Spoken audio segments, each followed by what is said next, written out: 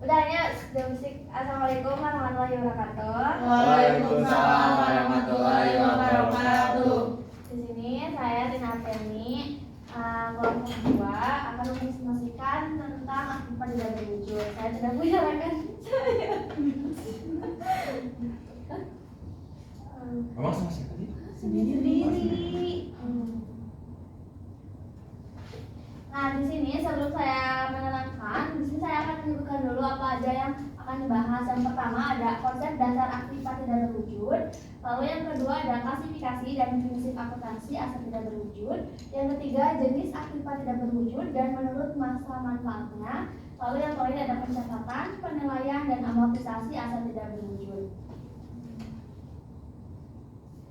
Nah, di sini ada definisi. Sebelum saya menjelaskan apa itu aset tidak berwujud, di sini saya akan menjelaskan apa itu aset. Nah, jadi aset adalah sumber daya yang dimiliki perusahaan yang memiliki nilai ekonomi atau keuangan. Sementara kekayaan bersih perusahaan dapat dihitung dengan mengurangkan nilai kewajibannya dari nilai asetnya.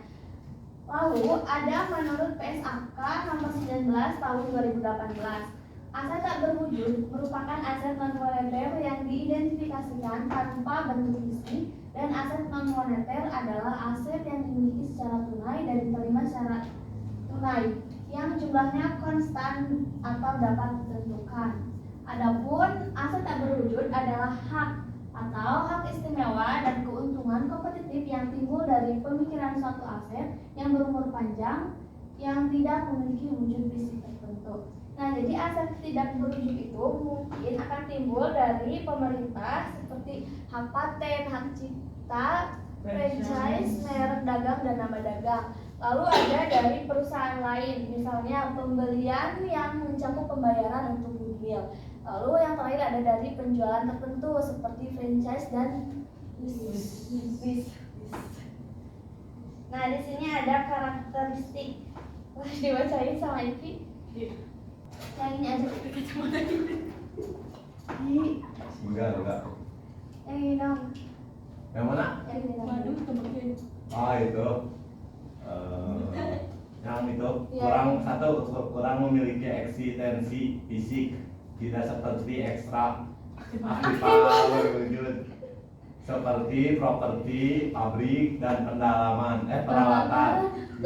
Bukan merupakan instrumen keuangan. Aktiva seperti deposito bank, panutan, piutang usaha, dan investasi jangka panjang dalam obligasi serta saham tidak memiliki Bentuk substansi fisik, tetapi tidak klasifikasikan sebagai aktiva tak berwujud. 3. Bersifat jangka panjang dan menjadi subjek amortisasi. Aktiva tak berwujud menyediakan jasa selama periode bertahun-tahun. Nah, jadi selain karakteristik yang ini ada juga karakteristik pendukung. Yang pertama, didapat atau dibeli dari pihak lain atau dikembangkan oleh perusahaan sendiri. Lalu yang kedua ada memberikan hak-hak istimewa kepada perusahaan. Yang ketiga, memberikan manfaat dan digunakan dalam kegiatan normal perusahaan. Yang terakhir, mempunyai masa kegunaan relatif permanen atau lebih dari satu periode akuntansi. Nah, di sini ada klasifikasi dan prinsip akuntansi aset tidak berwujud. Boleh Andi bacain? Klasifikasi dan prinsip akuntansi aset tidak berwujud. Yang pertama, ada klasifikasi aset tak berwujud. A. Cara akuisisi atau manner of acquisition. Aset tak berwujud dapat diperoleh dengan cara membelinya dari entitas lain, seperti pembeli waralaba atau paten dari orang lain. B. Dapat diidentifikasikan. Beberapa aktiva tak berwujud dapat diidentifikasikan secara terpisah dari perusahaan lainnya. Contohnya hak paten, merek dagang, dan waralaba. C. Dapat dipertukarkan atau exchangeability. Beberapa aset tak berwujud dapat diidentifikasikan, dapat dijual maupun dibeli, atau dengan kata lain dapat D. Periode manfaat yang diharapkan atau period of expected benefit. Beberapa aset tak berwujud seperti biaya organisasi diharapkan dapat memberikan manfaat kepada perusahaan dalam jangka waktu yang tidak terbatas. Nah, di sini yang kedua ada prinsip akuntansi dasar untuk aset tak berwujud. Yang pertama ada pada akuisisi menerapkan prinsip biaya. Yang kedua, selama periode penggunaan menerapkan prinsip penandingan. Yang terakhir, pada disposisi menerapkan prinsip pendapatan. Keuntungan atau kerugian yang diakui atas pelepasan sama dengan selisih antara pertimbangan yang diterima. Nah, di sini ada jenis-jenis aktifat tidak berwujud. Yang pertama ada goodwill. Jadi yang dimaksud dengan goodwill adalah semua kelebihan yang terdapat dalam suatu usaha seperti letak perusahaan yang baik, nama yang terkenal, pimpinan yang ahli, dan lain-lain. Adapun hak paten. Nah, hak paten adalah suatu hak yang diberikan kepada pihak yang menemukan sesuatu hal baru untuk membuat. Jadi hak paten ini mempunyai jangka panjang selama 17 tahun, dan hak paten ini juga bisa diamortisasikan selama masa manfaatnya 17 tahun. Lalu ada hak cipta. Nah, mungkin hak cipta itu gak asing ya, berarti otomatis adalah yang diberikan kepada pengarang, contohnya musik, buku, nah kayak gitu.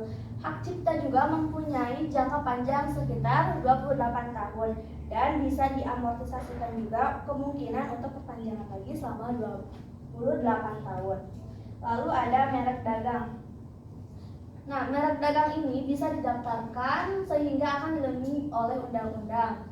Merek dagang bisa juga diperoleh dari suatu pembelian. Dalam keadaan ini, harga perolehan yang dicatat adalah harga beli dari semua biaya pembelian. Lalu ada franchise, adalah hak yang diberikan oleh suatu pihak kepada pihak lain untuk menggunakan fasilitas yang dimiliki oleh franchisor. Ini tuh seperti waralaba. Waralaba tuh kayak yang kita punya bisnis tapi Biksu. kita kan kita punya bisnis, jadi kayak menggunakan nama orang lain juga gitu, kayak hal gitu. Iya, biksu franchise kan. Nah, di sini ada juga jenis aset menurut masa manfaatnya. Kenapa kita harus tahu masa manfaatnya? Karena di sini tuh tidak semua jenis aset tidak berwujud dapat diamortisasikan. Nah, yang pertama ada aset tak berwujud berbatas waktu. Jadi, aset tak berwujud ini memiliki nilai dengan batas waktu yang ditentukan. Oleh karena itu, perlu mengamortisasi biaya perolehan, dikurangi nilai sisa aset tersebut secara sistematis selama masa manfaatnya. Lalu yang kedua ada aset tak berwujud tak terbatas. Aset tak berwujud yang tidak terbatas adalah aset yang tetap berharga untuk kehidupan perusahaan. Artinya tidak ada batasan pada periode ini di mana aset tersebut, maka tidak perlu mengamortisasi aset tidak berwujud yang memiliki masa manfaat tidak terbatas. Berarti contohnya yang tadi saya sebutkan yang bisa diamortisasi itu yang hak paten, hak cipta, berarti itu bisa diamortisasi. Terus yang tidak bisa diamortisasi itu contohnya salah satu itu ada goodwill. Tetapi kalau misalnya di soalnya ada nilai masanya, berarti otomatis bisa diamortisasi.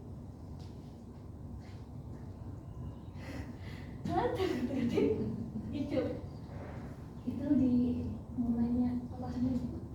Amortisasi itu apa? Nggak, nanti dijelasin ada tahapannya. Lalu ada penilaian atau pengukuran aset tak berwujud. Nah, ini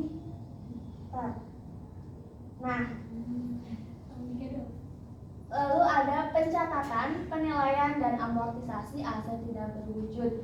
Yang pertama, mencatat biaya pembelian aset tak berwujud. Jadi, untuk mencatat pembelian aset tak berwujud itu, kita bisa menghitungnya dari termasuk harga beli, biaya transfer, dan pengeluaran lainnya. Jadi, semua pengeluaran yang kita beli itu harus dibayar. Kita akan mencatat itu sebagai pengeluaran. Lalu ada pengakuan aset tak berwujud. Nah, di sini ada cara untuk memperoleh aset tak berwujudnya. Yang pertama, kita harus memenuhi definisi aset tak berwujud. Lalu yang kedua, memenuhi kriteria pengakuan. Nah, apa sih kriteria pengakuannya? Yang pertama ada kemungkinan besar entitas akan memperoleh manfaat ekonomis masa depan aset tersebut, dan biaya perolehan aset tersebut dapat diukur secara handal. Nah, yang ketiga ada penilaian atau pengukuran aset tak berwujud. Menurut PSAK nomor 19 paragraf 27 revisi tahun 2009, biaya perolehan aset tak berwujud terdiri dari yang pertama ada harga beli termasuk biaya masuk atau impor dan pajak pembelian yang tidak dapat dikembalikan setelah dikurangi diskon dan laba. Lalu yang kedua, segala biaya yang dapat dikaitkan secara langsung dalam mempersiapkan aset tersebut sehingga siap untuk digunakan. Nah, untuk menentukan apakah aset tidak berwujud itu dihasilkan secara internal, selain goodwill dapat diakui sebagai aset tak berwujud, maka perlu dibedakan antara yang pertama ada tahap penelitian, lalu yang kedua ada tahap pengembangan. Nah, yang dimaksud dengan tahap penelitian adalah penelitian orisinal dan terencana yang dilaksanakan dengan harapan memperoleh pembaruan pengetahuan dan pemahaman teknis atas ilmu baru. Lalu ada tahap pengembangan. Yang dimaksud dengan tahap pengembangan adalah penerapan temuan penelitian atau pengetahuan lainnya. Jadi itu saling berkaitan gitu. Nah, ini contoh soal untuk tadi mencatat pembelian. Contohnya, ada seorang pengusaha kelapa sawit, beliau ingin menjadikan hutan lahan perkebunannya. Oleh karena itu, beliau harus mengurus hak guna usaha atau bisa disingkat HGU atas hutan tersebut kepada pemerintah. Andaikan harga beli HGU hutan sebesar 1 miliar dan biaya administratif 100 juta, biaya pengamanan area 100 juta, biaya pembersihan lahan hingga siap guna 300 juta. Nah, kita diminta untuk menghitung dan berjurnal perolehan hak guna usaha hutan tersebut. Nah, di sini ada penyelesaiannya. Jadi semua pengeluaran yang kita beli dan ada biaya-biayanya, berarti itu akan yang kita keluarkan uang. Nah, jadi ini tuh semuanya ditambah untuk jurnalnya. Nah, di sebelah debit ada HGU hutan sebesar 1.500.000 juta. Dan di sebelah kreditnya ada kas 1.500.000 juta. Sebelum lanjut ke amortisasi, apa ada yang ditanya dulu? Nah, di sini ada amortisasi dari aset tak berwujud. Tadi kan nanya apa sih amortisasi? Amortisasi itu sebenarnya sama dengan penyusutan. Jadi cuman katanya aja yang berbeda. Kalau misal di akibat tidak berwujud, di akibat tetap berwujud itu penyusutan. Kalau di tidak berwujud itu adalah katanya amortisasi. Nah, ada beberapa faktor yang harus dipertimbangkan dalam mengestimasi umur akibat tak berwujud. Yang pertama, ada ketentuan hukum, peraturan atau kontraktual yang dapat membatasi umur manfaat maksimum. Lalu yang kedua, ketentuan untuk pembaruan atau perpanjangan yang dapat mengubah batas umur masa manfaat akibat tersebut. Yang ketiga, pengaruh keusangan, permintaan, dan faktor ekonomis lainnya yang dapat mengurangi umur manfaat. Yang keempat, ada perkiraan umur pelayanan dari seorang atau kelompok pegawai. Lalu yang kelima, ada tindakan yang diharapkan dilakukan pesaing dan pihak lainnya yang dapat membatasi keunggulan kompetitif yang sudah ada. Lalu yang keenam, umur manfaat yang tidak terbatas dan masa manfaat yang tidak dapat diproyeksikan dengan layak. Yang terakhir, apakah akibat tak berwujud itu terdiri dari berbagai faktor individual dengan umur manfaat efektif yang bervariasi. Nah, ini ada menurut sifatnya. Jadi menurut sifatnya ada juga umur hukum tidak terbatas juga harus diamortisasi berdasarkan estimasi umur manfaatnya. Jadi yang tadi saya sebutkan ada jenis menurut manfaat. Nah, di sini ada penurunan nilai aset tak berwujud. Jika jumlah yang tidak didiskontekan atas arus kas masuk yang diharapkan dari penggunaan aset tak berwujud yang dapat diidentifikasi lebih kecil dari nilai buku yang belum diamortisasikan, maka aset tak berwujud disesuaikan ke nilai wajarnya. Lalu ada pelepasan aset tak berwujud.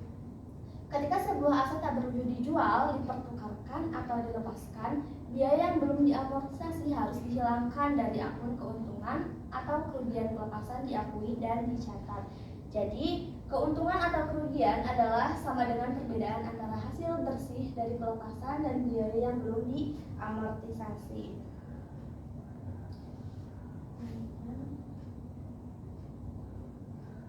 Nah, ini ada contoh untuk soal amortisasi. Ini sama kan tadi ada catat pembeliannya. Nah, ini ketika kita mengamortisasikan harga perolehan dari HGU itu kan tadi sebesar 1.500.000.000. Kita andaikan ada masa manfaatnya sebesar selama 20 tahun.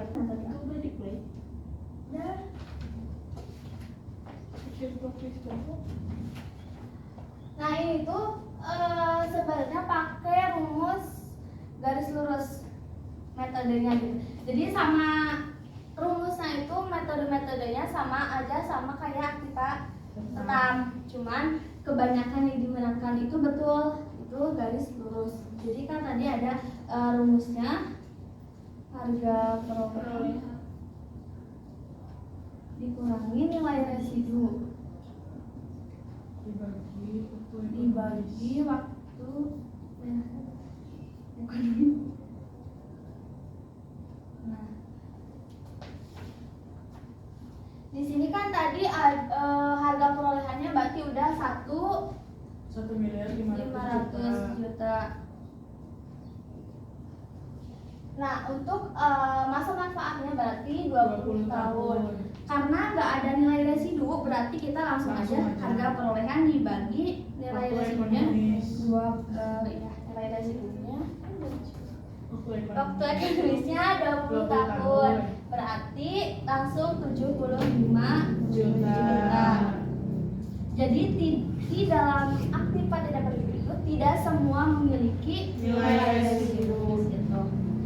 Nah, untuk jurnalnya di sebelah debit ada amortisasi HGU sebesar 75 juta, di sebelah kreditnya ada akumulasi amortisasi HGU sebesar 75 juta.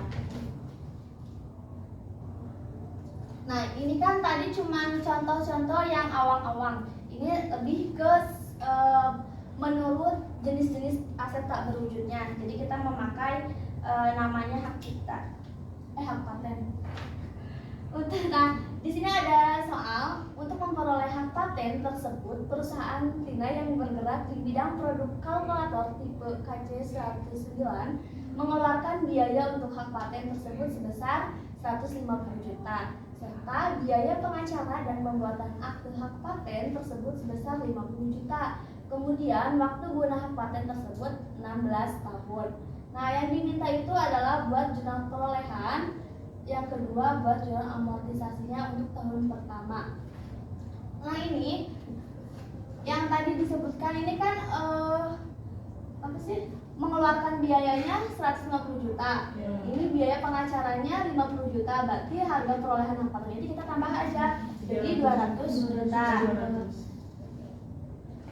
Nah, ini untuk pencatatan perolehan. Berarti berarti di sini memakainya nama yang hak patennya. Berarti hak paten 200 juta, kasnya 200 juta. Nah, di sini kita akan mengamortisasi. Tadi kan umurnya 16 tahun. Berarti 200 juta itu kita dibagi dengan 16 tahun. 16 tahun. Jadi amortisasi per tahunnya 12.500.000. Nah, untuk jurnalnya yang pertama di sebelah debit itu ada biaya amortisasi 12.500.000. Di sebelah kreditnya hak paten. Hak paten ini untuk kalau misalnya kita pakai hak paten, kalau misalnya akumulasi amortisasi, berarti contoh yang tadi yang awal itu kan gak ada jenisnya, berarti itu kayak HGU urutan, berarti kita pakainya akumulasi amortisasi. Sebenarnya masih sama aja, bebas mau pakai yang mana gitu. Nah, di sebelah kreditnya sama 12.500.000. Lalu ada contoh goodwill. Nah, PT Astina membeli PT Alenka dengan harga 1.500.000.000. Nilai wajar aset PT Alenka pada saat transaksi 2.400.000.000. Dari nilai seluruh utangnya 1 miliar. Berdasarkan data tersebut, maka nilai goodwill dapat dihitung.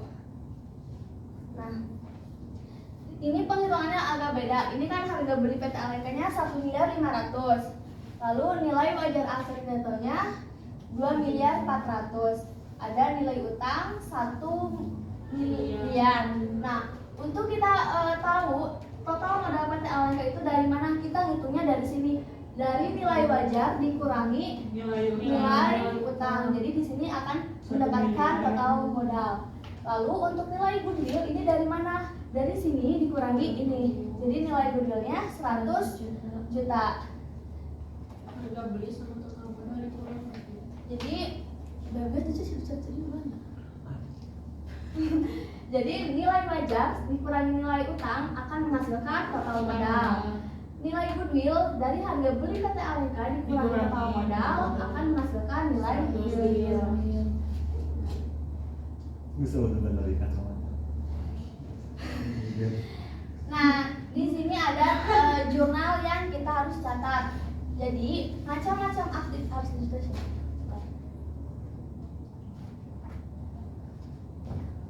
Harga beli.